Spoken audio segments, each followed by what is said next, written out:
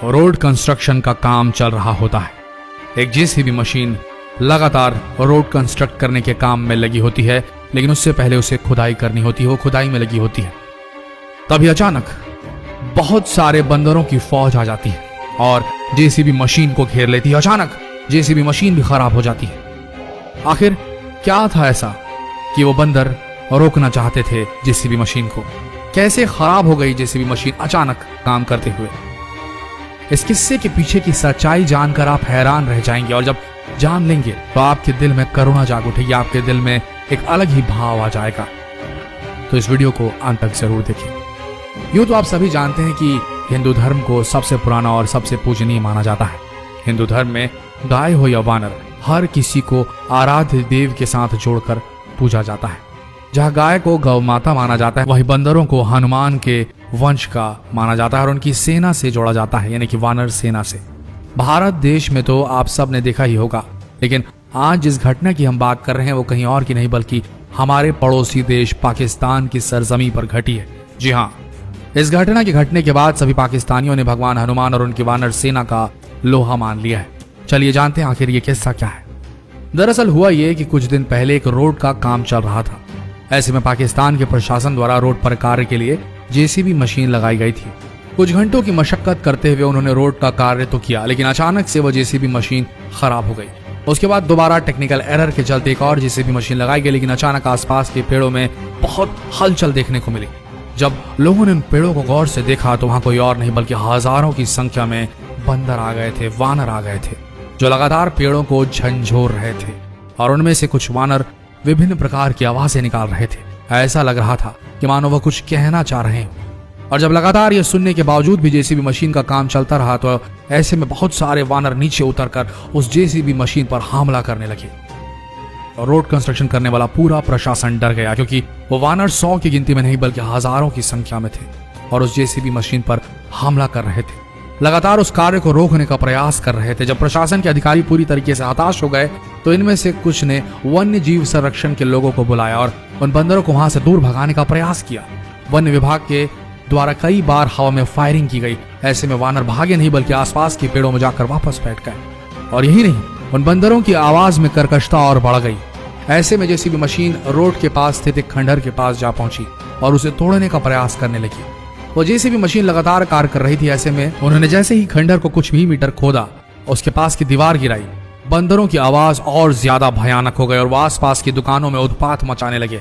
ऐसे में सभी लोग परेशान होने लगे। ऐसे में सिर्फ प्रशासन के अधिकारी नहीं बल्कि वन्य जीव संरक्षण के अधिकारियों के साथ आसपास के गांव वाले भी बेहद परेशान हो गए। आखिर क्यों इन वानरों द्वारा लगातार ये किया जा रहा था, ये कोई नहीं समझ पा रहा था। जिज्ञासा लगातार बढ़ती जा रही थी। कैसे हरकतें वानर कैसे कर सकते हैं भला, और क्या है इसके पीछे का कारण, क्योंकि आज से पहले कभी उन्होंने ये सब होते हुए नहीं देखा था। ऐसे में जेसीबी का कार्य लगातार चलता रहा, लेकिन अचानक जेसीबी मशीन में आवाजें आने लगी। ऐसा लग रहा था मालूम वो जमीन के अंदर खुदाई कर रही है, वहां कुछ बहुमूल्य चीज है जिससे जेसीबी मशीन पूरी तरीके से टकरा रही है और कुछ अलग ही आवाजें आ रही हैं। ऐसे में अचानक सभी वानर शांत हो गए और कुछ वानर सीधे तौर पर पेड़ से उतरकर रोड पर आ गए। ऐसा प्रतीत हो रहा था जैसे वो किसी का इंतजार कर रहे हैं, कोई है जो उन्हें दर्शन देने के लिए आने वाला है। ऐसे में अचानक से जेसीबी मशीन के चालक ने जेसीबी मशीन को बंद कर दिया और उतरकर जमीन का जायजा लेने लगा।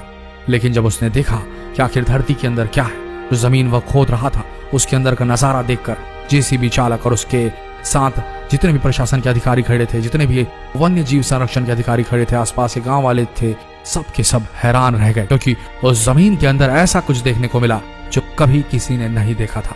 वहां मिली हजारों साल पुरानी पड़ी हुई हनुमान जी की प्रतिमा, जो कि अत्यंत प्राचीन थी, साथ ही साथ वह कांसे की बनी हुई थी। ऐसे में सबकी जिज्ञासा और बढ़ गई। सभी समझ गए कि ये वानर आखिर क्यों शोर मचा रहे थे। आखिर ये वानर जो थे वो वानर सेना थी। आसपास के ग्रामीणों को बार बार ये तंग कर रहे थे, इसलिए ही तंग कर रहे थे। जब प्रशासन के अधिकारियों ने उस मूर्ति को देखा तो वो समझ गए कि पास में ये खंडहर जो दिखाई दे रहा है वो हनुमान जी का मंदिर ही है। जिसकी खुदाई की रुकावट बने हुए थे ये वानर, वो कोई और नहीं बल्कि हनुमान जी का ऐतिहासिक मंदिर था।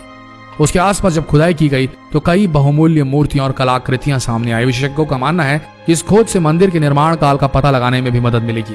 दरअसल ये घटना कराची के पुराने सोल्जर बाजार इलाके की है, जहां उन्हें श्री पंचमुखी हनुमान के दर्शन करने का अवसर मिला।